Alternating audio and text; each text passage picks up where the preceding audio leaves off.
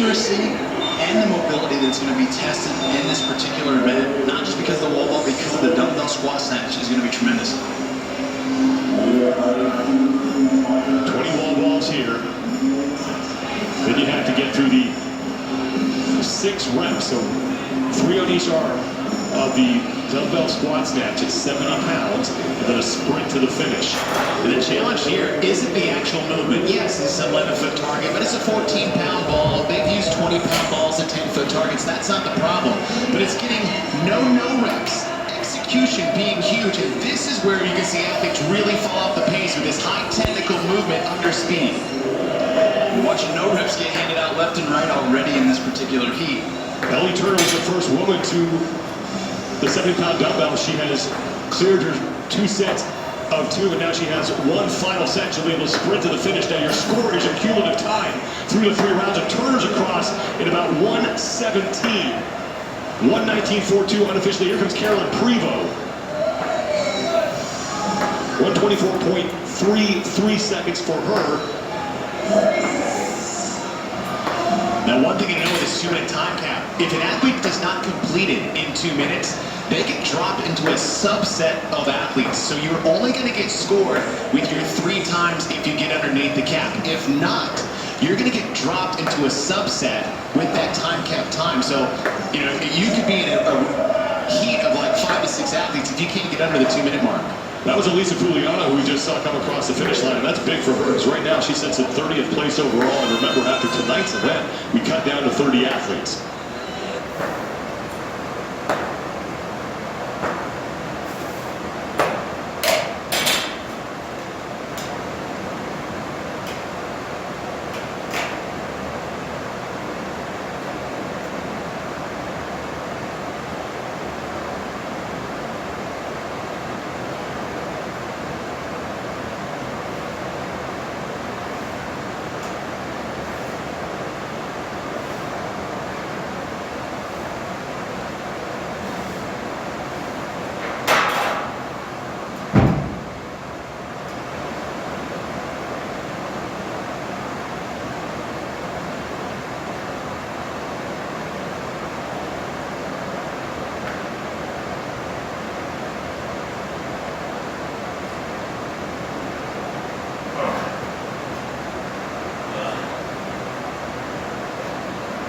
In sight. Thanks for being with us, everybody. I'm Sean Woodland with Chase Ingram. Nikki Fraser is down on the competition floor. Overall standings for the women coming into this event, Tia Toomey surrendered 3 points to Mal O'Brien in that last event, but Toomey still leads O'Brien 50 points back. Emma Lawson sits in 3rd with 775 points.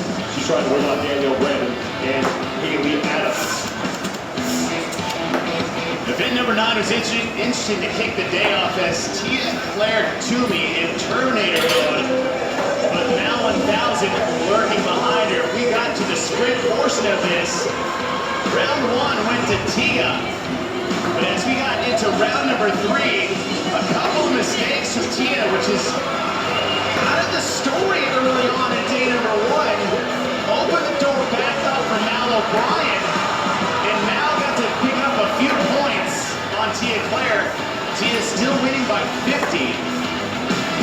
And an event like this, it's hard to say. It's hard to say what's going to happen. We've never seen a test like this here at the CrossFit Games, and I doubt a lot of athletes have picked up bags this heavy before. As we have the women starting at 160. Going all the way up to 260. Leverage your strength. There's going to be some certain technique these athletes are going to have to do, and there's going to be a lot of leverage from the hips to give it up. And as you said, Sean, no barbell, no problem. We are still testing strength. Let's send it down to the competition floor. That's where we find Nikki Fraser. Bags back in the warm-up area that they were able to test ahead of time, and from what I saw in testing, many of them were able to get the bags up onto their shoulder, but stabilizing there was the issue. Now that is the standard. The athletes will have to remove their hand from the sandbag once it's up onto the shoulder, balance there, and show control before the rep is called good by the judge. They won't be able to let go quickly and come back. That would be a no rep. Thank you, Nikki. There's your overall leader, Tia Toomey, 800. winning points, and she goes for her 6th straight title, finished woman on earth. The Yokes are out there for the tiebreak. If you fail at a weight, you will go to the tiebreak area, and then whoever else fails with you, you will have to move those 3 bags, 5,100 and 150 pounds, over the bar, however you want to, whatever order you want to, and then sprint to the finish. And that determines your final finishing order. I don't know what I'm more excited about. The bags lift to the sandbag or what this tiebreaker may look like.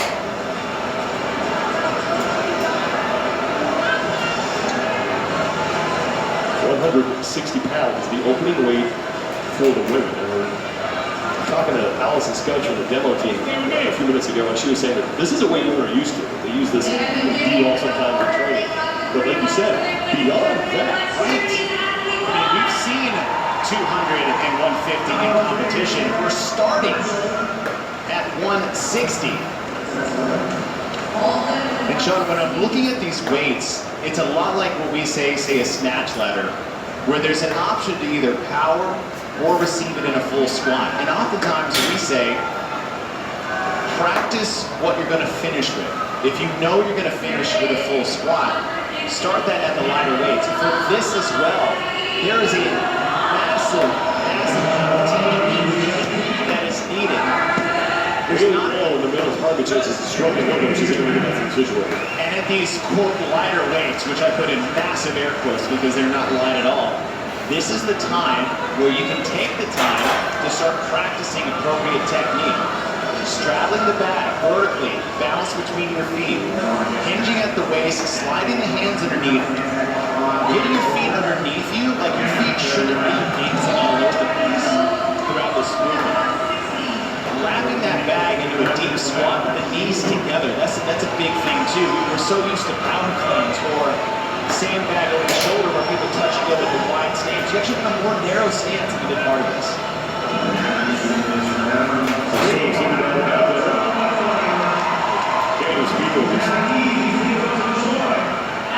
Rip that thing up to the shoulder. Lucy Cannon, who has an event win earlier today, and rinse and repeat. No problem for her. Bailey Adams was successful.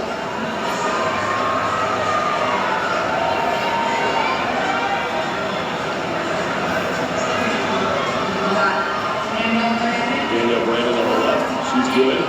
Debbie McGowan has been racing up. Ellie Turner, no problem. Sarah Kaya and Caroline Spencer were all successful.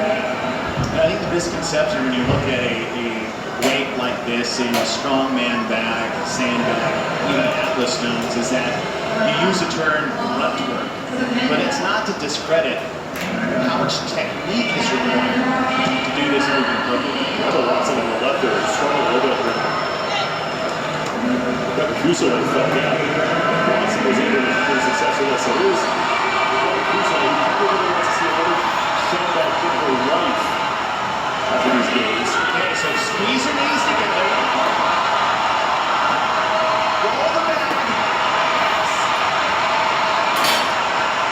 Good fight for Rebecca Fuselier to get through that. Just a taste of what the crowd reaction is going to be like as we move through this event. And what we have set up is that all athletes will have a legit opportunity to take as much time as needed to get that bag to the shoulder. That's Robert for front five there, second to left.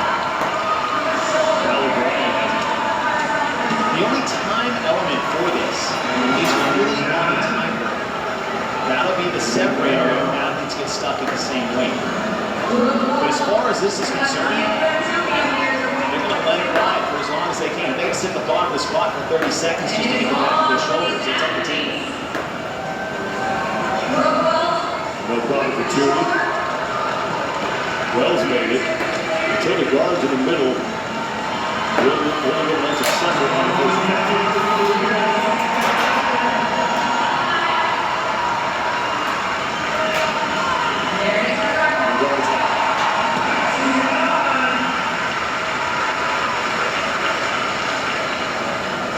Everybody is successful at 160 pounds, and now we'll move out the 170-pound bag. And also talking to Allison Scudge earlier, we were talking about on a barbell, you throw it in the flag, and it's sometimes not that noticeable. but she said you really notice the jump in weight with the bag. Well, they're going to hit a certain weight where the bag actually changes. They're going to use taller bags. You can even see it in the back. Look at the front row of bags versus the back row. So there's going to be a certain weight where the barbell doesn't change, right? As the weight goes up, the thickness doesn't change, just the weight itself. As the bags get heavier, look at the difference in the size of those bags. That also drastically affects the way the bag feels coming off the ground.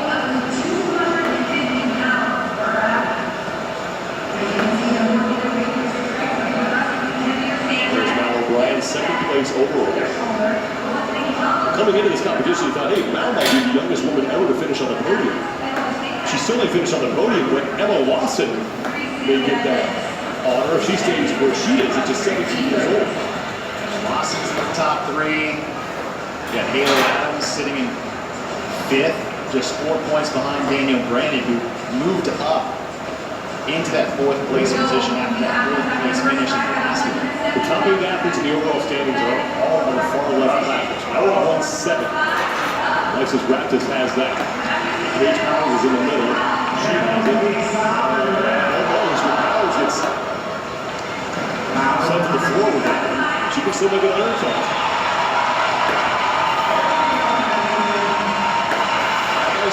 Sliding her fingers underneath the back just to get a better grip. This is the top part of the hip upper back. Every second attempt we've seen so far has been drastically better than the first.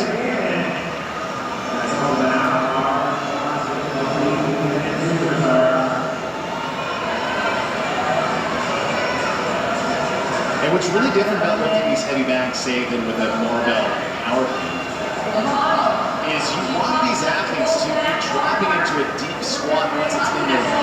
You get it from the floor.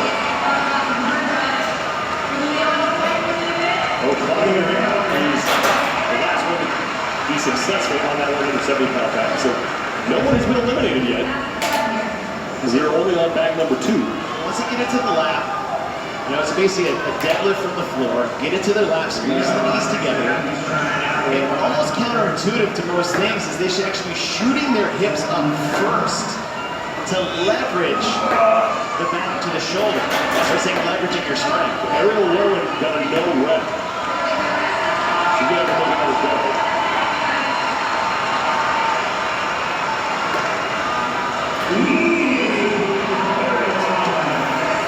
What you saw there, she's in that kind of quarter leverage position, and then she jumped the bag to there. There's going to be a certain weight where you're not going to be physically able to do that. So as I said, start practicing those little things. Wrapping in a deep squat, wrapping in that bear hug position, shooting the hips up, and then rolling it back to the shoulder. Haley Adams successful. Lucy Campbell struggling a little bit. Danny Spiegel was good, so was Sung-Young Choi.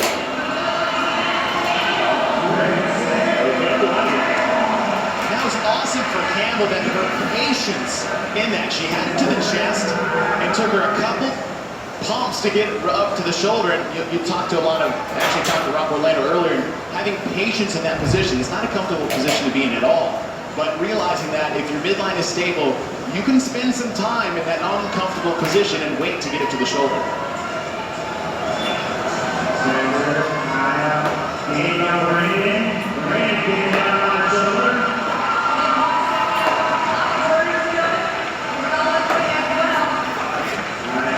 Gets through on that one.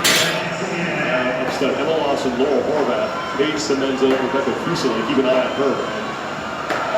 Julia Cotta.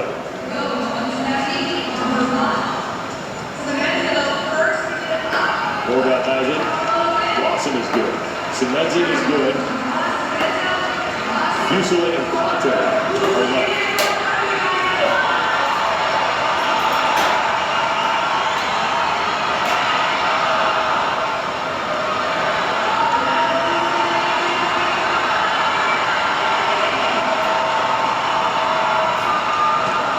Just can't get it to her shoulder. She had a decent setup. They can't drive off that whole of her body, but there's certain point where it's also Cotta was going to get it. Fuselier is going to wind up.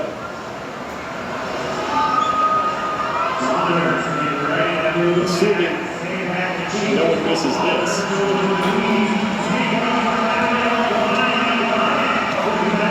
Usually going to finish towards the bottom. We'll see if anybody joins her in the Tigers. The final 5 athletes are stepping up to the platform, led by Tia 2. Fuselier is on the inside of that cut line of 27. She's about 50 points of that cut line for 31st. We're cutting to 30. There's only 47 women in total. Fuselier, the only woman eliminated, so she'll take 37th place.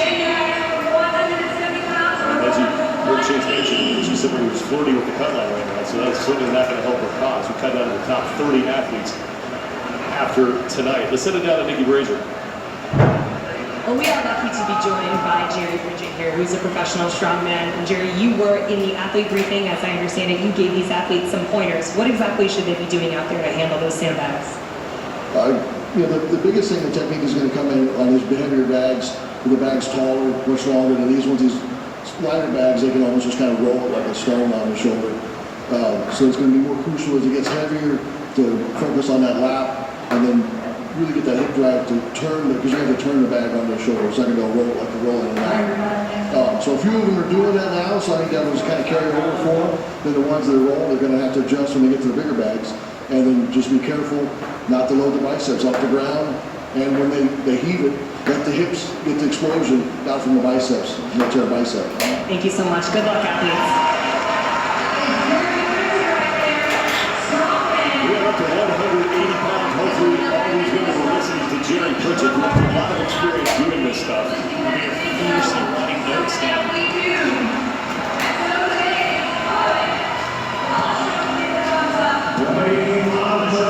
This is the last one to shoulder that bag.